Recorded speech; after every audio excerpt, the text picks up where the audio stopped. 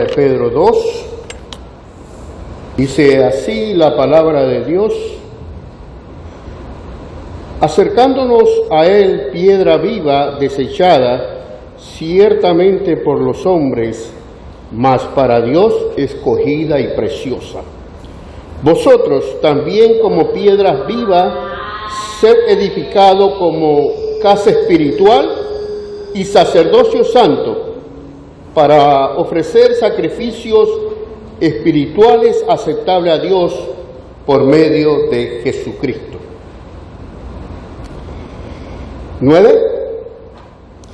Mas vosotros sois linaje escogido, real sacerdocio, nación santa, pueblo adquirido por Dios para anunciar las virtudes de aquel que os llamó de las tinieblas a la luz admirable. Vosotros que en otro tiempo no eras pueblo, pero que ahora sois pueblo de Dios, que en otro tiempo no habías alcanzado misericordia, pero ahora habéis alcanzado misericordia. Ahora nos vamos a 1 Corintios 12, 14. Dice así la palabra de Dios: porque así como el cuerpo es uno y tiene muchos miembros, pero todos los miembros del cuerpo, siendo muchos, son un solo cuerpo, así también Cristo. Porque por un solo espíritu fuimos todos bautizados en un cuerpo, sean judíos o griegos, sean esclavos o libres, y a todos nos dio a beber de un mismo espíritu. Además, el cuerpo no es un solo miembro, sino muchos. Y nos vamos al versículo 27.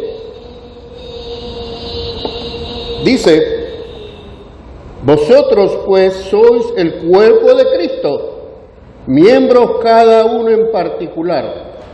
Y a unos puso Dios en la iglesia primeramente apóstoles, luego profetas, terceros maestros, luego los que hacen milagros, después los que sanan, los que ayudan, los que administran, los que tienen don de lenguas. ¿Son todos apóstoles? ¿Son todos profetas? ¿Todos maestros?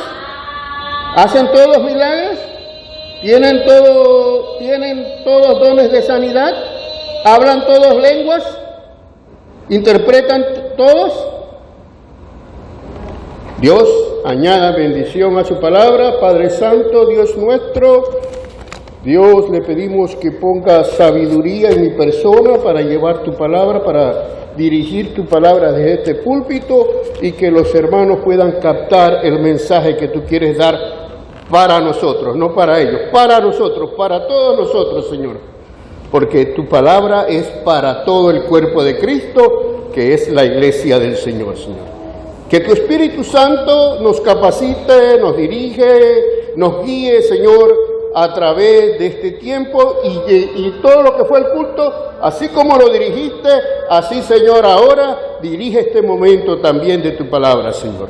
Padre, en el nombre de Cristo Jesús, amén, amén y amén.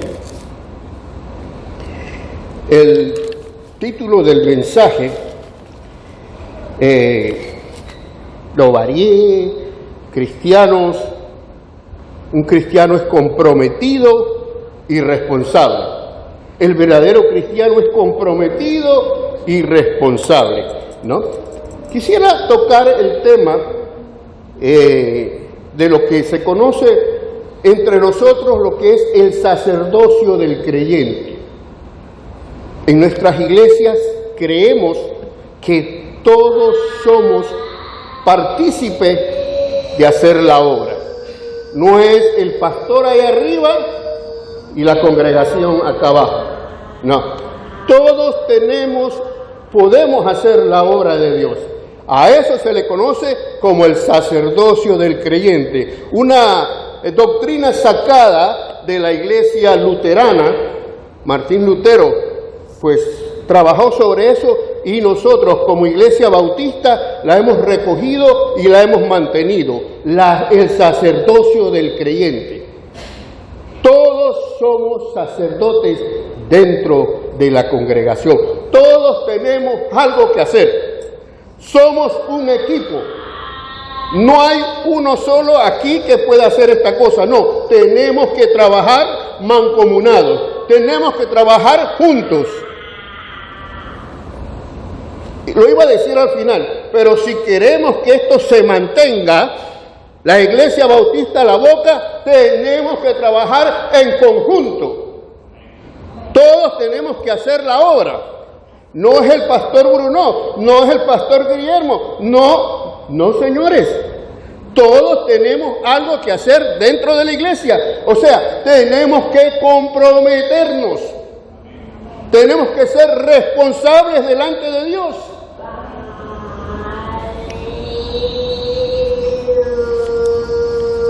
Compromiso.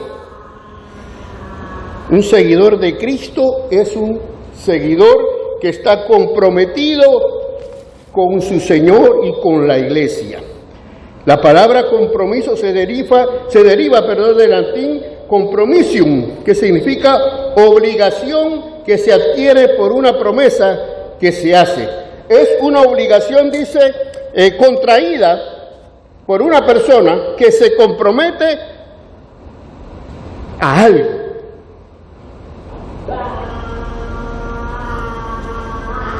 ¿Qué está haciendo una persona cuando se convierte a Cristo?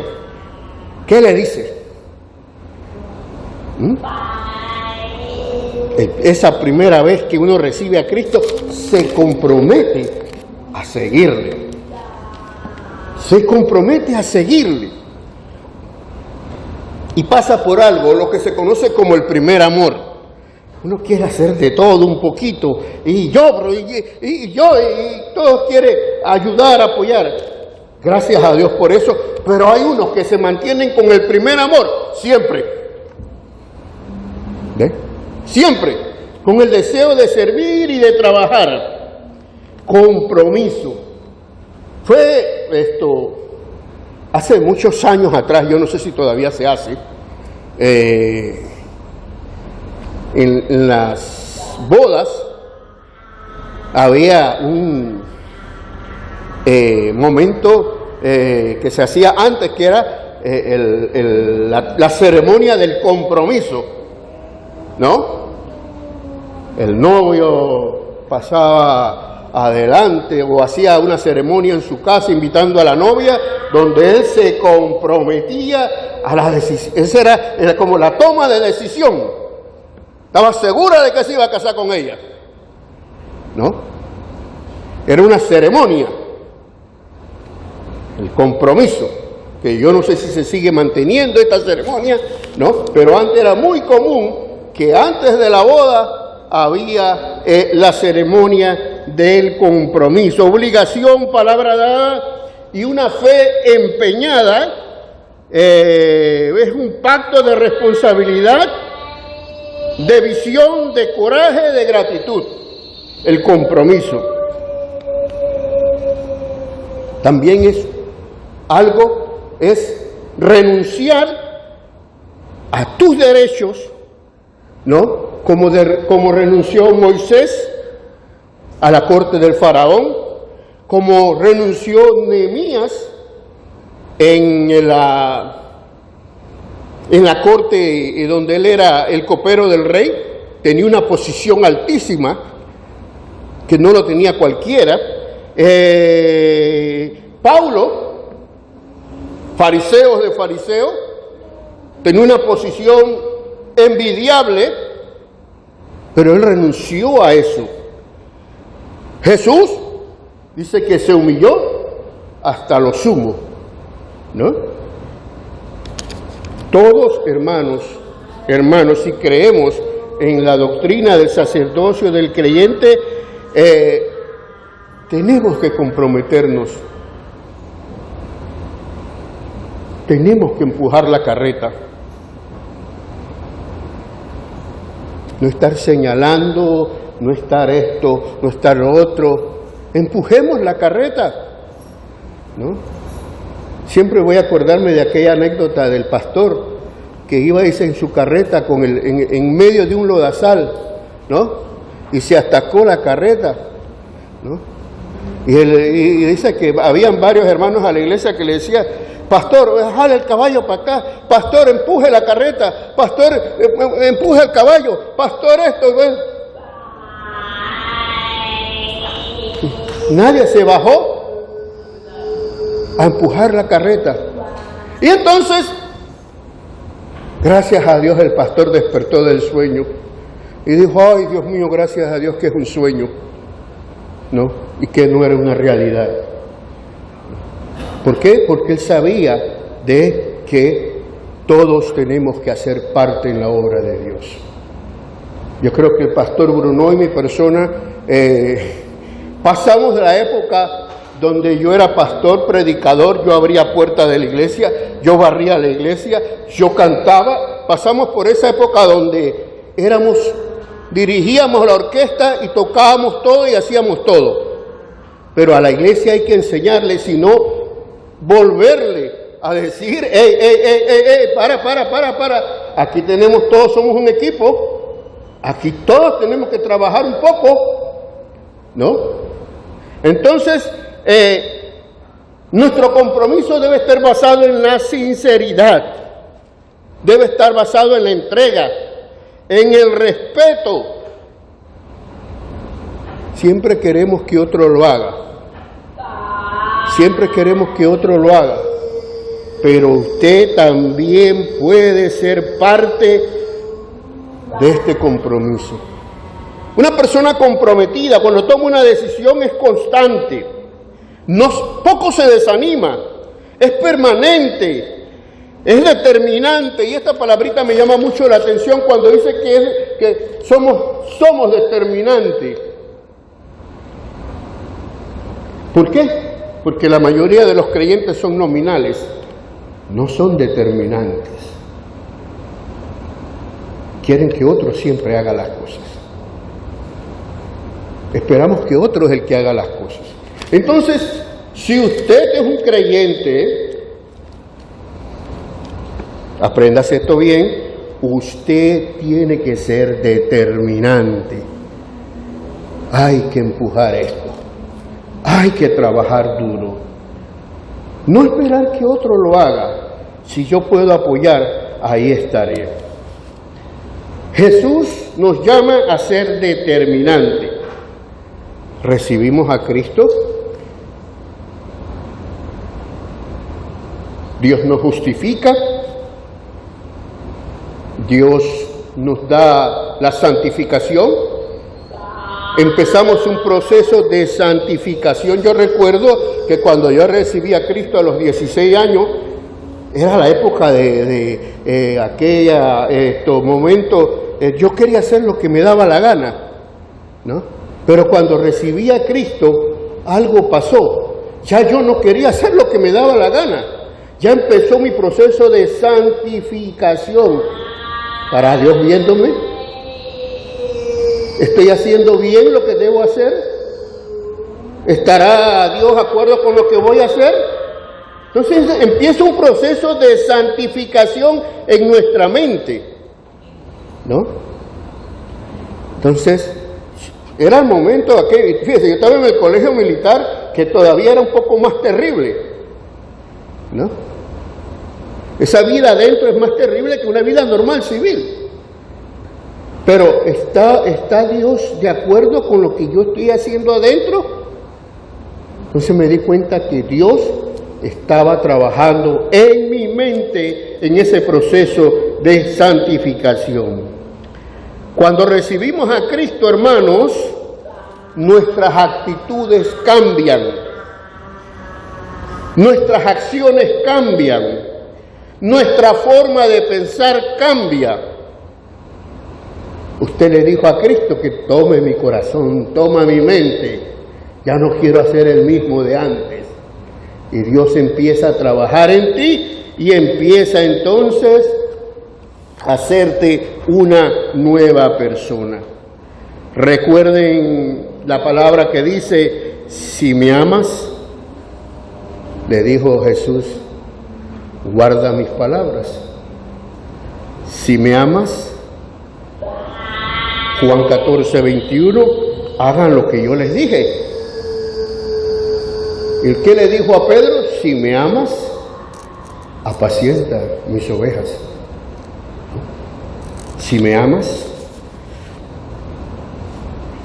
Si quiero ser un cristiano, hermano, efectivo, tenemos que comprometernos. Tenemos que comprometernos. Tenemos que ser responsables en la obra de Dios.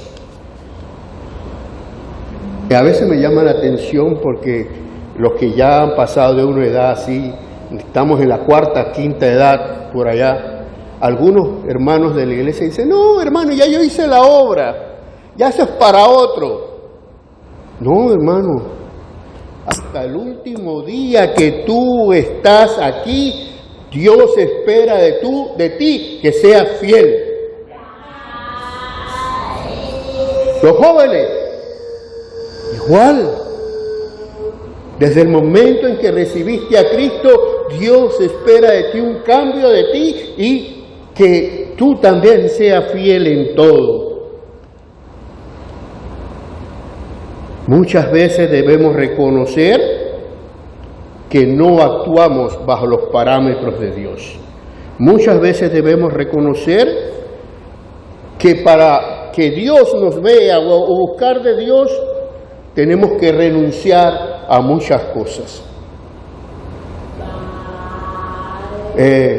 Mi hermano Pedro Pineda, pastor, profesor pasó a la presencia de Dios, muy, pero muy amigo mío. Todos los días lo recogía, lo llevaba de la universidad a la terminal y a veces lo llevé hasta su casa allá en Arraiján. Él me dijo una anécdota una vez que me dio risa porque me dice, hermano Guillermo siempre me tuteaba, me decía, Guillermo, cuando yo empecé mi vida cristiana, yo era muy impulsivo, yo no me dejaba rociar de nadie, yo no me dejaba así, ¿no? O sea, yo era muy, cosquilloso. Y como yo venía de Darién, yo era colombiano, yo estaba del otro lado, y pasé a la frontera, como nos vean como estos colombianos, siempre nos trataban mal. Dice, bueno, allá recibí a Cristo en la frontera de Colombia, con Panamá, ya Panamá en la frontera, pero del lado de acá, y de allá empecé a recibir a Cristo, ¿no? Pero mi vida pasada, yo acepto que no era una vida fronteriza, una vida que era de pelea, de cosas, ¿no? Entonces cuando recibo a Cristo, me dice Pedro, mi vida cambió totalmente.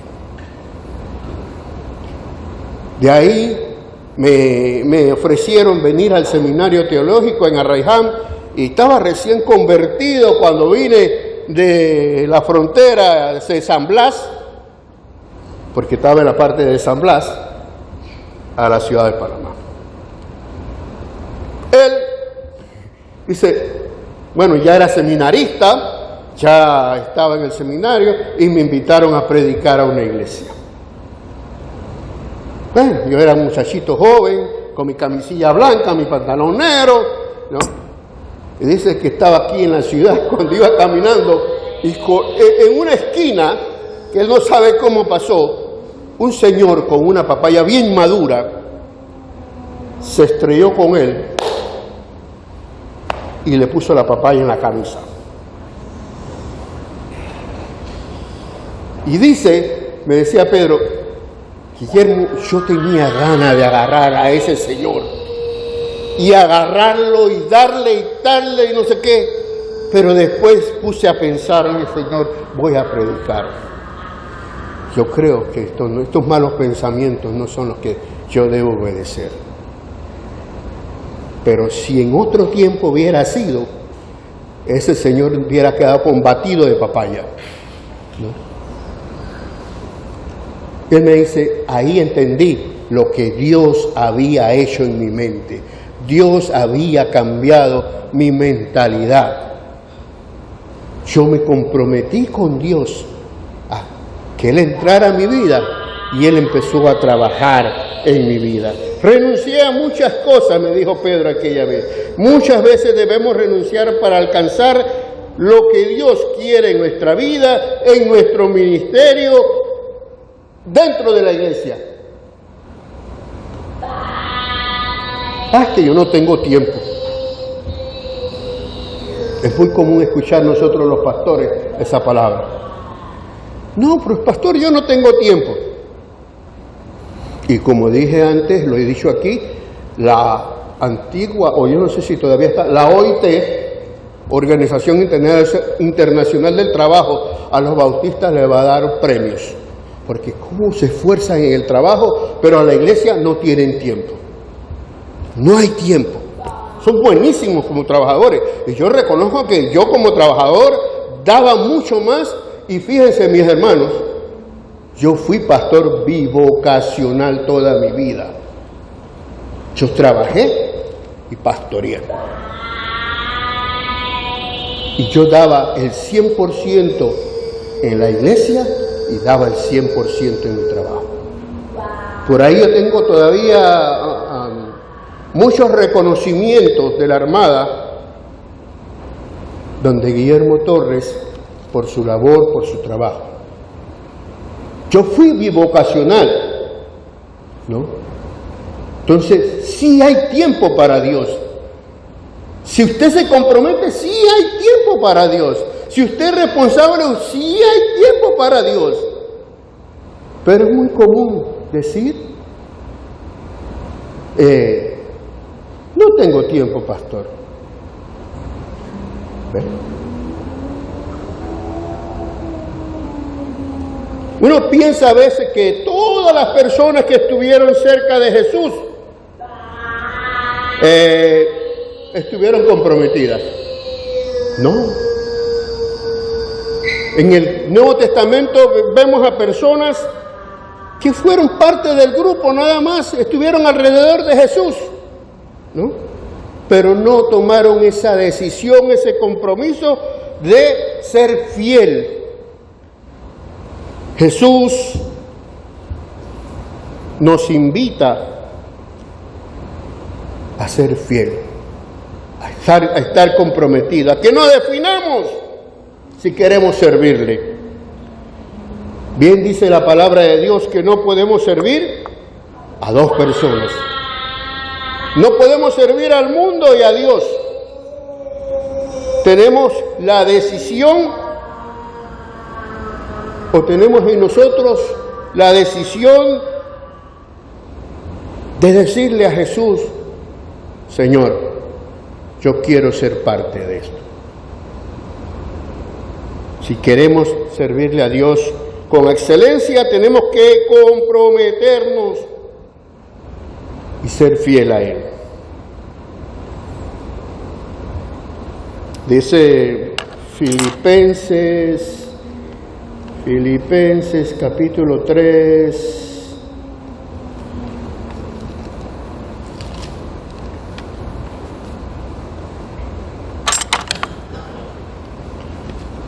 Por lo demás, hermanos, gozaos en el Señor. A mí no me es molesto el escribirle las mismas cosas y para vosotros es seguro. Guardaos de los perros, guardaos de los malos obreros, guardaos de los mutiladores del cuerpo, porque nosotros somos la circuncisión, los que en espíritu servimos a Dios y nos gloriamos en Cristo Jesús y no teniendo confianza en la carne, aunque yo tengo también de qué confiar en la carne. Si alguno piensa que tiene de qué confiar en la carne, yo más.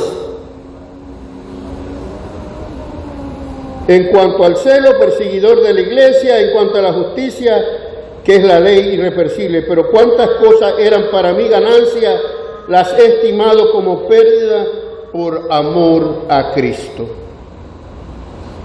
Por cuantas cosas eran para mí ganancia, la he estimado como pérdida por amor a Cristo.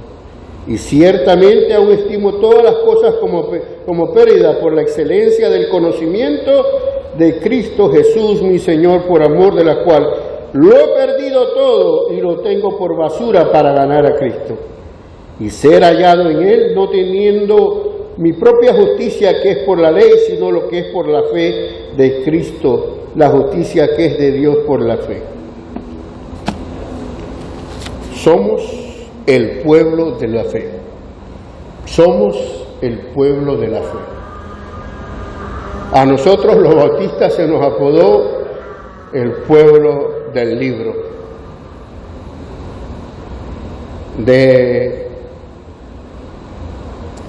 Una vez hice un trabajo en el seminario, de los diferentes seminarios teológicos en América Latina. Los libros que utilizaban era en cada materia, de 10 materias que se daban, 7, 8 libros eran de casa de nuestra publicación. Entonces se nos conoce como el pueblo de la palabra de Dios, de la Biblia. Jesús nos exige que nos definamos si queremos servirle. Dije, no podemos servir a la vez a dos señores. Bueno, en mi caso fue, ya le digo, yo trabajé, ahí está mi pastor, Roberto Bruno era mi pastor, y él conoce lo que yo daba en la iglesia, ¿no? Y trabajaba. Entonces, sí se puede. Y no usemos esto como un mensaje político, sino un mensaje real. Claro que se puede. Usted puede ser buen trabajador, pero también buen cristiano, buen servidor de Cristo, ¿no? Nuestra mirada debe estar puesta en Cristo Jesús.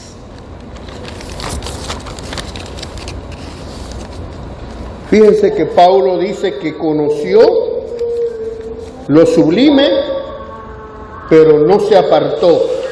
Siguió siendo fiel a la palabra de Dios. Pablo estuvo en medio de adversidades, en medio de enfermedades, en medio de traiciones, encarcelado, muchas veces fue latigado, pero fue fiel a su compromiso. ¿Por qué la mayoría de los creyentes no se quieren comprometer? A veces nos preguntamos, ¿por qué se vuelven cristianos nominales? Hermano, es un privilegio servir a Dios. Es un privilegio que Dios a usted le diga y usted con un gusto lo haga. Es un privilegio servir a Cristo. Pero mucha gente lo toma como algo corriente, porque no comprenden la magnitud de la obra de Cristo en su vida. No comprenden lo que ha hecho Dios en su vida. Lo ven como algo pasajero. ¿Por qué no siguen a Cristo de corazón? Porque no todos tienen una actitud de agradecimiento. Hay que ser agradecido con Dios. El hermano Raúl dijo antes el caso del leproso. De los 10, uno regresó a dar gracias a Dios. Y por eso entonces Dios lo bendijo más. Por eso, porque fue agradecido con Dios. Él regresó a decirle, Señor, gracias por lo que hiciste. Señor, gracias porque no me quedé en química en 5º año. Porque estuve a punto de quedarme. Y yo sabía que si fracasaba en un bimestre tenía que salirme de la escuela de una vez. Y oré y le pedí a Dios. Siempre recuerdo y estaré agradecido. 5º año, bachillerato, estuvo Dios conmigo. ¿Por qué no todos tenemos a Dios como lo más importante? Porque no todos entendemos que recibimos a Cristo por la gracia. Yo no era el mejor para ser salvado. Yo era un pecador, igual que cualquier otro. Pero por la gracia de Dios soy salvo. Yo no me merecía la salvación. O yo no sé si usted se la merecía. Usted estaba entre los escogidos. No, yo no me lo merecía. Aunque yo no robé, aunque yo no maté a nadie, no violé a nadie, no andaba en chisme, pero yo no me merecía la salvación.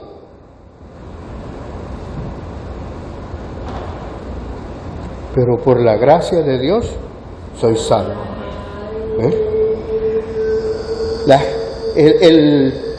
Lo común que estamos acostumbrados a ver es aquel maleante, travieso, tipo Mango Verde, que hacía, deshacía, ¿no? Media luna, y que ahora es cristiano. No es así. Bendito sea Dios, que Dios lo salvó a ellos también. Pero usted que no era así, usted también necesita de Cristo. Usted que es un estudiante normal de una escuela secundaria, necesita de Cristo, ¿no? Pero lo que pasa es que creemos de que no, eso es para ellos. Eso es para ellos, los que están allá en el mundo matando, no, esa es una mala enseñanza. Por gracia soy salvo, por medio de la fe. Y si somos salvos, entonces para algo tenemos que comprometernos entonces a servir, a que otros conozcan a Cristo, a llevar la palabra de Dios, a trabajar dentro de la iglesia, no estar de misionero por todos lados y no trabajar en la iglesia. Hoy en día, yo voy a entregar tratados a las Olimpiadas, al Mundial de Fútbol. ¿Y qué haces aquí en la iglesia? No, estoy con las mujeres, estoy con los hombres, estoy con por allá, pero aquí no están haciendo nada. Es aquí, Dios te tiene aquí. Aquí empieza exactamente, aquí empezamos. Entonces tomemos una actitud de agradecimiento, tomemos una actitud de saber la magnitud de la salvación. Yo no era la mejor persona para ser salvado, pero por la fe, una noche, siempre lo voy a recordar, un 25 de septiembre de 1975, 8 de la noche. Mi hermano tanto que empujó para que yo buscara de Dios, y ese día le dije que sí. Y ese día predicaron y yo sentí que Dios había tocado mi corazón. 16 años. ¿Ve? Pero la actitud a veces que tenemos que no, la palabra es para ellos. No, la palabra es para nosotros. Para aquellos que necesitamos de verdad de Dios. Un verdadero cristiano es responsable. Una persona responsable es una persona que es consciente de sus obligaciones y actúa conforme a ellas. Un cristiano es responsable con su iglesia, es responsable con llevar la palabra, pero no voy a decir predicar, pero sí llevar la palabra, llevar el evangelio. Un cristiano es responsable de amar al prójimo. Un cristiano es responsable de compartir con otros lo que tiene. Usted no tiene que ser rico para... ¿Qué dice Pablo? De mi inmensa pobreza estoy dando. Y muchas veces de mi inmensa pobreza, comparto con mucha gente.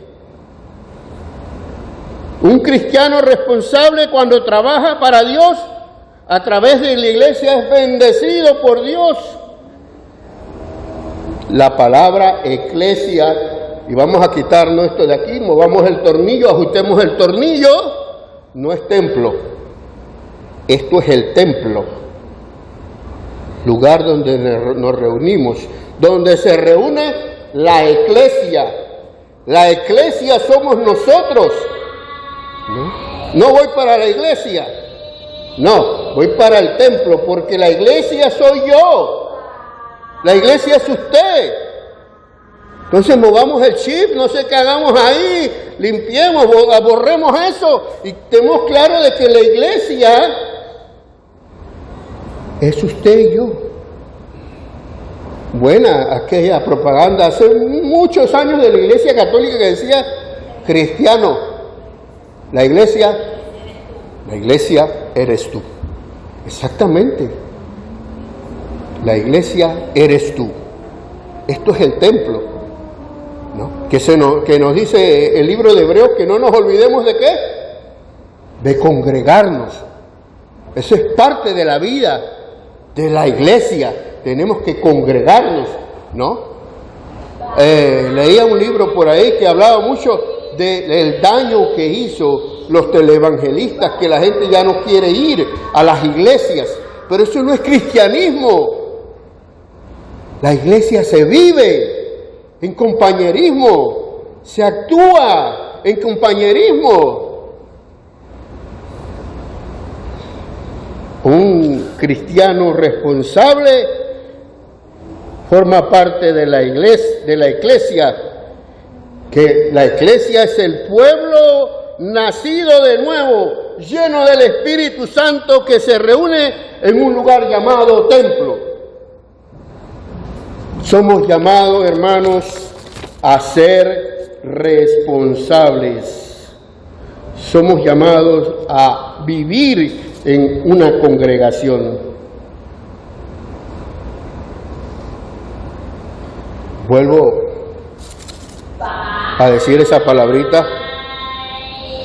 Si queremos de verdad que esto se mueva, que esto crezca, que esto siga adelante, yo tengo que participar, yo tengo que comprometerme, yo tengo que ser responsable.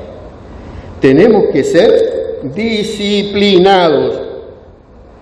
Me llama la atención y me gusta la actitud de mi hermano Raúl, de que ya hay varios que tienen que ir aprendiendo música. Ya. Willy tiene que dejar otra generación detrás.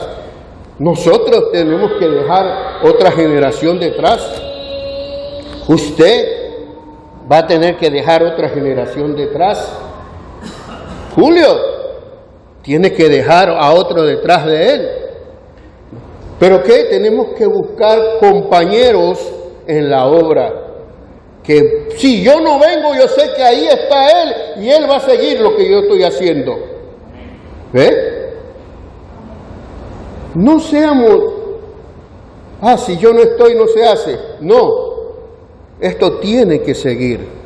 Tengo que estar comprometido y ser responsable. Tenemos que esforzarnos en la gracia de Dios, dice Pablo. Tenemos que esforzarnos en la gracia de Dios que nos ha sido dada. Hermanos, la labor empieza aquí. La labor empieza aquí.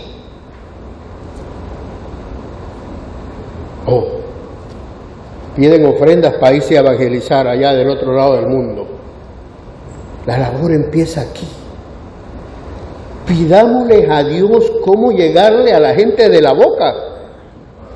No sé cómo. Usemos las redes para darle un mensajito a la gente de la boca. Ya, empieza aquí, ¿no? Yo me voy a las Olimpiadas, Juan 3:16, o me voy al Mundial de Fútbol y allá reparto. No, es aquí. Es aquí, empieza la labor aquí. Tenemos que esforzarnos en la gracia. Si Dios te tiene en esta iglesia, no es que seas misionero allá, es aquí. La labor empieza aquí. Es en la iglesia que perteneces. Concepto muy bautista, esta es tu iglesia local. Esta es tu iglesia local. Formamos parte de la iglesia universal esparcida en el mundo, pero la labor empieza en tu iglesia local. Concepto muy nuestro. Esta es una iglesia local, ¿no? Tú tienes que hacer tu trabajo aquí. Hay muchos hermanos, nos encontramos a veces, muchos generales dentro de la iglesia. ¿Cómo viven de las medallas pasadas? ¿Eh? Yo trabajé en la Armada y yo tenía que ver con las medallas y entregarle todo eso en el área que yo hacía. Y te vean así de grande, medallas, los llamaba, los ribbons, cintillos pequeños de colores. Estuvo allá, estuvo acá, estuvo, bueno, así hay muchos cristianos. Viven de las medallas pasadas. Yo antes hacía, yo íbamos y hacíamos y entregar, pero ¿por qué no lo haces ahora? ¿Pueden hacerlo ahora todavía? No vivamos de medallas pasadas, de que fuimos héroes en el pasado, no, queremos héroes todavía, queremos gente que trabaje todavía.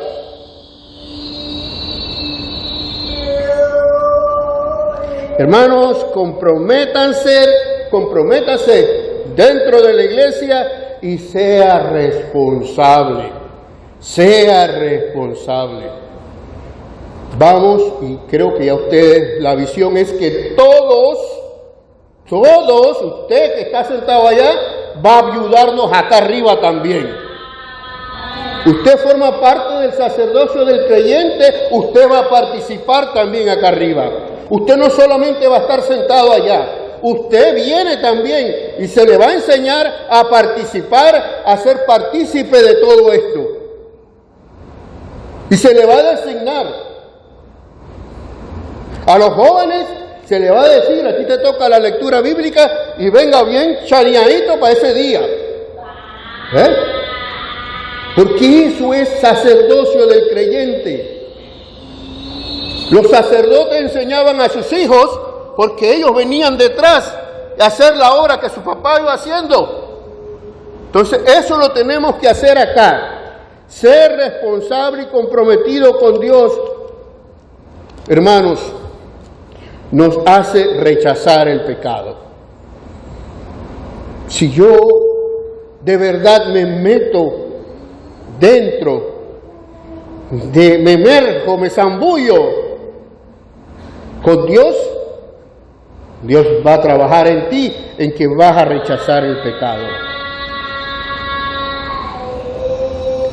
Otra cosa, ya voy terminando.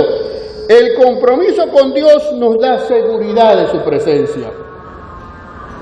Yo le decía a Roberto en estos días, a los hermanos que nos reunimos para hacer ciertas cosas de la iglesia, que la primera vez que yo me senté adelante, siendo un joven adolescente a los 17 años, yo no quería que nadie yo era tan tímido que yo no quería que nadie viera mi cara.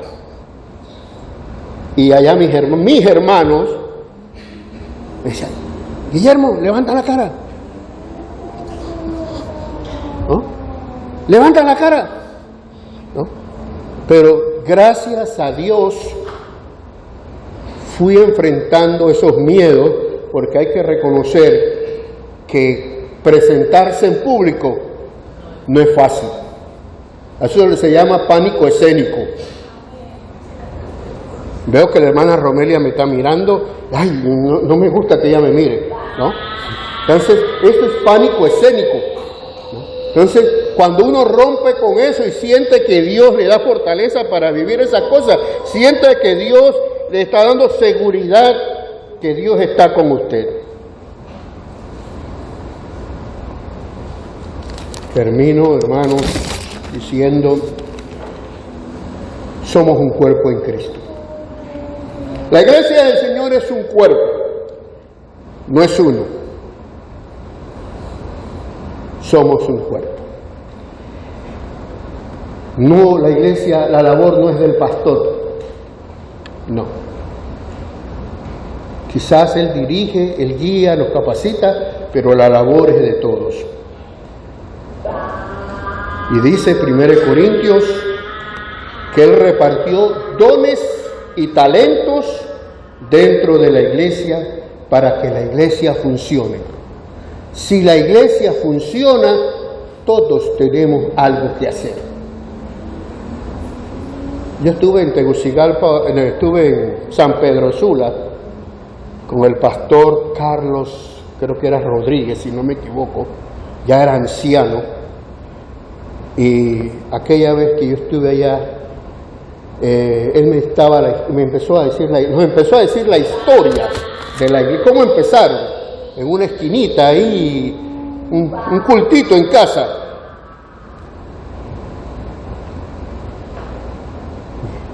Que habían tumbado la iglesia 4 veces. Y, hermano, ¿y cómo ha hecho para que tumbe la iglesia 4 veces? ¿Cómo han crecido tanto? Todos tienen algo que hacer dentro de la iglesia. Todos tienen funciones dentro de la iglesia. Aquí todos tienen algo que hacer. A las mujeres no las puedo dejar calladas porque si no se forman otras cosas. Que ellas también tienen algo que hacer. Los varones tienen algo que hacer. Yo me quedé asombrado, ¿no? Todos salen a hacer su obra y todos están capacitados a hacer la obra. Dios dio dones y talentos para que la iglesia funcione, para que la iglesia funcione, y repartió para que esos dones y talentos no los guardes como sus medallas. Es para que usted lo use hasta el último momento. Bendito sea Dios, porque yo he conocido ancianitas que hacen la obra de Dios. 80, 90 años.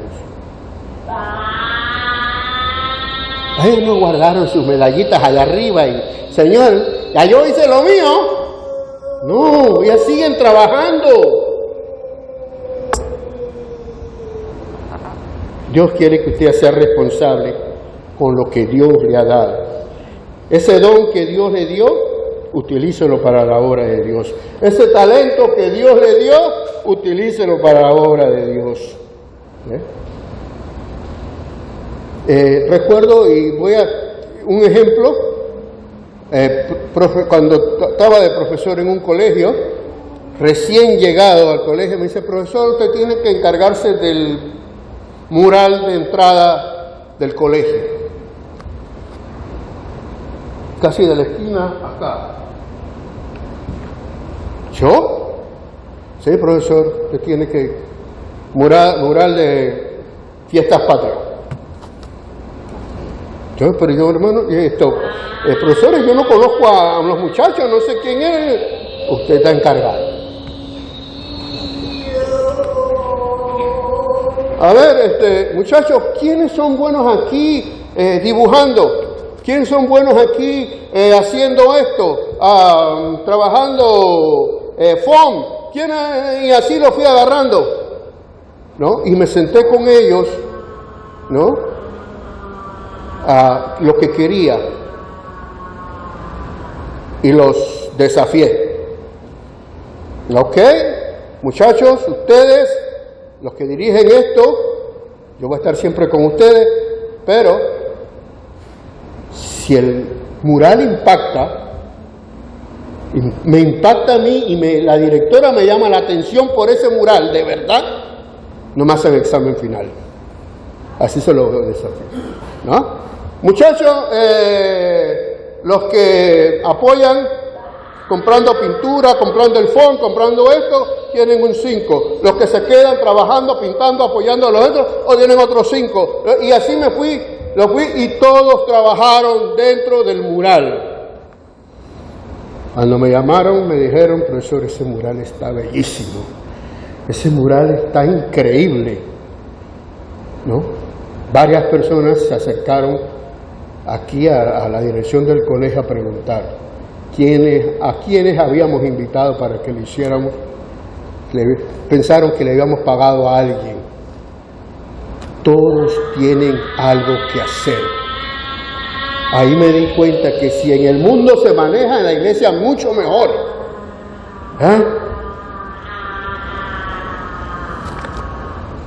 Termino. Todos tenemos que ser responsables y comprometidos con nuestro tiempo. Yo no tengo tiempo. Es que yo no tengo tiempo. Sí hay tiempo para el Señor. Con nuestro dinero, con nuestra familia también. Compartirle a nuestra familia, ahí es donde tenemos que empezar. Con nuestra familia. Tenemos que ser responsables y comprometidos con Dios.